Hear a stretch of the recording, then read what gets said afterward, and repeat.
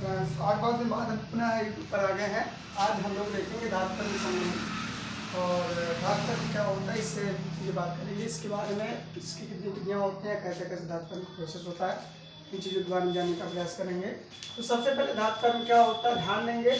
बहुत सिंपल सी बात है कि अयस्क से किसी भौतिक या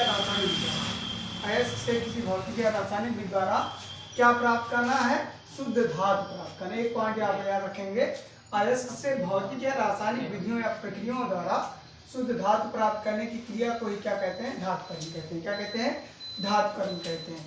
तो किसी भी भौतिक या रासायनिक विधि द्वारा हम अयस्क से जब शुद्ध धातु प्राप्त कर लेते हैं उसे हम धातु कर्म कहते हैं, मेटलर्जी कहते हैं। बात कर लेते हैं धातु कर्म होता कितने प्रकार का है, यह धातु कर्म में कितनी विधियों का प्रयोग किया जाता है। तो सबसे पहले देखेंगे अयस्क का सांद्रण जो होता है, सबसे पहले विधि होता है अयस्क का सांद्रण, दूसरा होता है धातु का निष्कर्षण और तीसरा होता है धातु का शोधन। पहली प्रोसेस क्या होता है, अयस्क का सांद्रण क्या है। तो अयस्क का सांद्रण से सबसे पहले बात समझेंगे कि जो आप अयस्क में उपस्थित अशुद्धियाँ होती हैं इनको अलग करने की क्रिया को क्या कहते हैं, अयस्क का सांद्रण। अर्थात अयस्क में उपस्थित अशुद्धियों को अलग करने की क्रिया को ही क्या कहते हैं, अयस्क का सांद्रण कहते हैं। ठीक है, अयस्क में उपस्थित अशुद्धियों को अलग करने की क्रिया को क्या कहते हैं, अयस्क का सांद्रण कहते हैं। अब बात कर लेते हैं दूसरी चीज, जब अयस्क में उपस्थित अशुद्धियों को अलग कर लेते हैं तो उसे अयस्क का सांद्रण कहते हैं। अब अयस्क के सांद्रित अयस्क को क्या कहते हैं, सांद्रित अयस्क से धातु प्राप्त करने की क्रिया को क्या कहते हैं, धातु का निष्कर्षण। अर्थात जो सांद्रित अयस्क से उससे धातु प्राप्त करने की क्रिया क्या कहते हैं, धातु का निष्कर्षण। इसके बाद जो धातु प्राप्त हुआ है इस धातु को शुद्ध करने की क्रिया को, अर्थात धातु से शुद्धतम धातु प्राप्त करने की क्रिया को धातु का शोधन कहते हैं। तो बात कर लेते हैं अयस्क के सांद्रण। अयस्क के सांद्रण की तीन विधियां हैं, द्वितीय पृथक्करण विधि, चुंबकीय पृथक्करण विधि, धातु प्लावन। ठीक है, तो द्वितीय पृथक्करण विधि में क्या किया जाता है, ऐसे अयस्कों का सांद्रण किया जाता है जिसमें अयस्क भारी और अशुद्धियां हल्की होती हैं। और जबकि चुंबकीय पृथक्करण विधि में इसमें उन अयस्कों का सांद्रण किया जाता है जिसमें अयस्क अथवा अशुद्धियां एक चुंबकीय अयस्क इन्हें आसानी से क्या कर सकते हैं, चुंबकीय पृथक्करण द्वारा अलग कर सकते हैं। और एक कौन सा झाग प्लावन विधि में हमेशा जो अयस्क होता है हल्का होता है, जैसे सल्फाइड अयस्क के अंतर्गत आता है। और द्वितीय पृथक्करण विधि द्वितीय पृथक्करण विधि के अंतर्गत ऑक्साइड का अयस्क आते हैं। अब बात कर लेते हैं धातु निष्कर्षण की। धातु निष्कर्षण की मुख्यतः 3-4 विधियां होता है। जैसे सबसे पहले आता है निस्तापन होता है, दूसरा होता है भर्जन होता है, तीसरा होता है प्रगलन।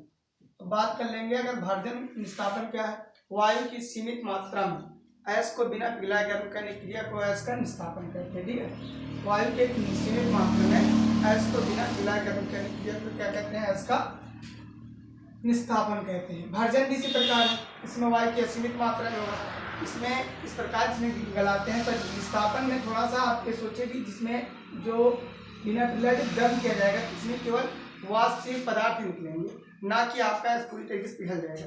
ठीक है, और जबकि भर्जन में इसमें वायु की अधिक मात्रा में या बोल सकते वायु की नियंत्रित मात्रा में इसको गर्म करने की क्रिया क्या कहते हैं, भर्जन कहते हैं। प्रगलन में इसमें उचित कोक अथवा गालक मिलाकर अयस्क को पिघलाने की क्रिया को क्या कहते हैं, अयस्क का प्रगलन कहते हैं। इसमें कोक अथवा उचित गालक मिलाकर। अब बात कर लेते हैं कोक क्या है और गालक क्या है।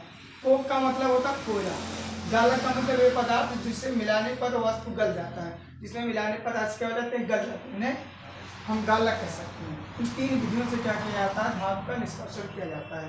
अब बाकी आपका डेटा भी पुनः एक बार रिवीजन कर लेते हैं।